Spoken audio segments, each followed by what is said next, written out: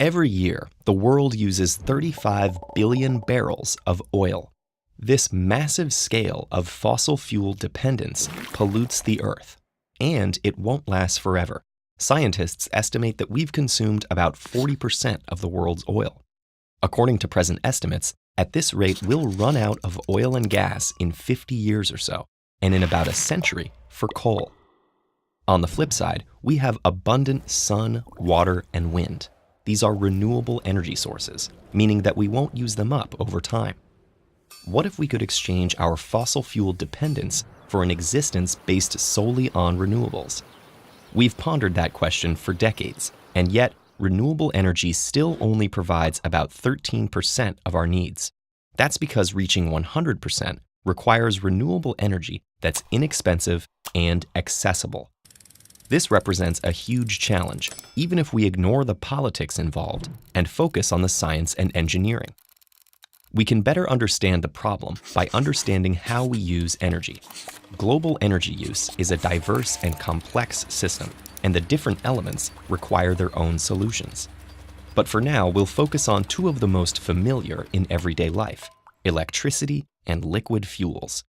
Electricity powers blast furnaces, elevators, computers, and all manner of things in homes, businesses, and manufacturing. Meanwhile, liquid fuels play a crucial role in almost all forms of transportation. Let's consider the electrical portion first. The great news is that our technology is already advanced enough to capture all that energy from renewables, and there's an ample supply. The sun continuously radiates about 173 quadrillion watts of solar energy at the Earth, which is almost 10,000 times our present needs. It's been estimated that a surface that spans several 100,000 kilometers would be needed to power humanity at our present usage levels. So why don't we build that? Because there are other hurdles in the way, like efficiency and energy transportation. To maximize efficiency, solar plants must be located in areas with lots of sunshine year-round, like deserts.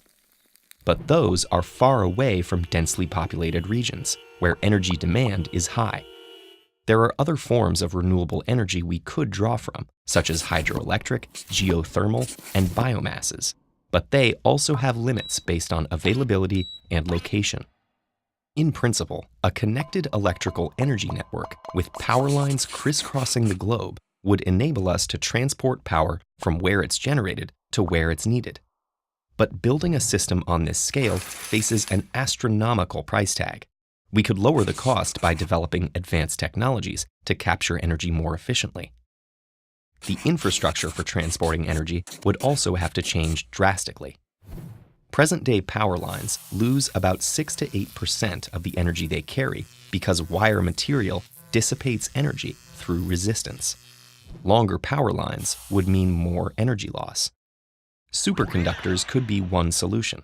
Such materials can transport electricity without dissipation. Unfortunately, they only work if cooled to low temperatures, which requires energy and defeats the purpose. To benefit from that technology, we'd need to discover new superconducting materials that operate at room temperature.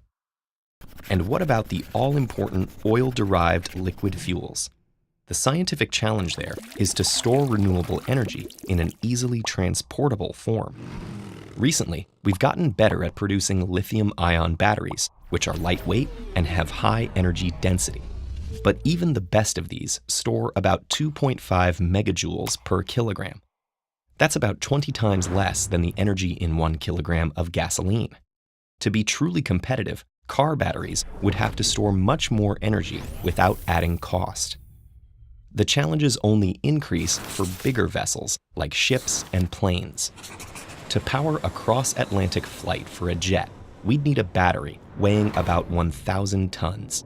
This too demands a technological leap towards new materials, higher energy density, and better storage. One promising solution would be to find efficient ways to convert solar into chemical energy. This is already happening in labs, but the efficiency is still too low to allow it to reach the market. To find novel solutions, we'll need lots of creativity, innovation, and powerful incentives.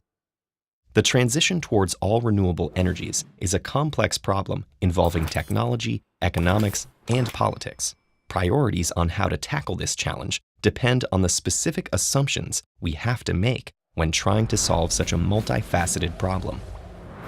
But there's ample reason to be optimistic that we'll get there. Top scientific minds around the world are working on these problems and making breakthroughs all the time. And many governments and businesses are investing in technologies that harness the energy all around us. TED-Ed is a nonprofit. If you value our work, please consider supporting it on patreon.com/TED-Ed.